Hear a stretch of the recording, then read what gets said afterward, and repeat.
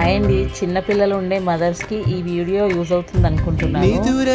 పిల్లలకి carrot beetroot ఎలా పెట్టాలో అర్థం కాదు కదా అండి. ఒకసారి వీడియోలో నేను చెప్పినట్టు చేయండి.